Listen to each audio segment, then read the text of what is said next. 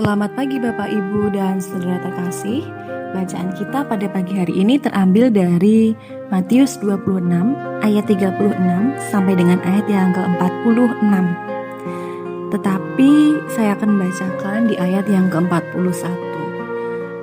Yang demikian firman Tuhan. Berjaga-jagalah dan berdoalah supaya kamu jangan jatuh ke dalam percobaan. Roh memang penurut, tetapi daging lemah.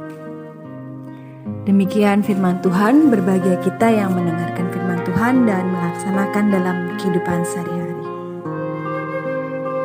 Bapak Ibu terkasih, kita semua pasti sudah pernah mendengar semboyan ora et labora, yang berarti berdoa dan bekerja. Beberapa sekolah atau beberapa tempat kerja ada yang menempelkan semboyan ini sebagai pengingat kepada para murid dan karyawannya untuk bisa melakukan kehidupan doa dan bekerja dengan seimbang. Semboyan ini banyak Bapak Ibu digunakan sejak abad pertengahan, sekitar tahun 540-an. Semboyan ini diciptakan oleh Santo Benedictus di dalam biara-biara pada waktu itu untuk mengingatkan para biarawannya agar selalu bekerja dan berdoa secara gigih. Di sini, Santo Benedictus mengingatkan bahwa setiap orang sesungguhnya hidup dalam perjuangan, dan perjuangan hidup harus dijalani dengan doa. Pertanyaannya sekarang adalah, kenapa harus berdoa? Apa pentingnya doa? Karena Bapak Ibu, tidak jarang orang berpikir bahwa doa adalah hal yang menghambat karena butuh waktu yang khusus untuk berdoa, sedangkan time is money. Tidak dipungkiri Bapak Ibu terkasih, bagi beberapa orang doa itu memang hanya suatu rutinitas, bahkan dirasa menjadi sesuatu yang memberatkan dan membebani. Padahal seperti yang kita tahu bersama, doa adalah dialog kita bersama dengan Allah. Maka yang namanya doa adalah sesuatu yang sangat penting, sebab ini adalah dialog. Kita diajak bukan hanya untuk berbicara, tapi juga untuk mendengar. Maka, bagaimana cara orang satu dengan yang lain berbicara dan mendengar pasti punya caranya sendiri-sendiri. Kita punya cara dan pola kita dalam berdialog dengan Allah atau berdoa dengan Allah. Dan kita perlu tahu yang menjadi kekhasan diri kita dalam berdialog dengan Allah.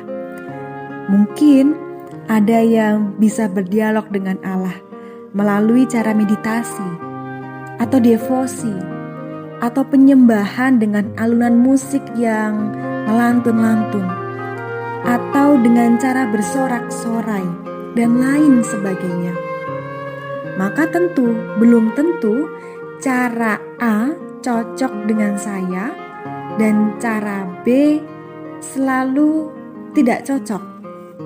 Setiap orang mungkin cocok dengan A, tapi juga ada yang cocok dengan cara B. Di luar pembahasan mengenai berbagai cara atau metode dalam berdoa atau berdialog dengan Allah, namun pagi hari ini yang menjadi pembahasan penting adalah bahwa doa menjadi bagian yang sangat penting dalam hidup kita. Injil yang baru saja kita baca Bapak Ibu memperlihatkan mengenai bagaimana Yesus menjadikan doa sebagai bagian yang sangat penting dalam kehidupannya. Sebelum ia melakukan karyanya, ia selalu berdoa.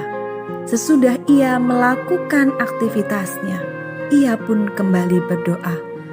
Bahkan dalam Injil ini, ia mengajak para muridnya untuk sebentar saja berdoa.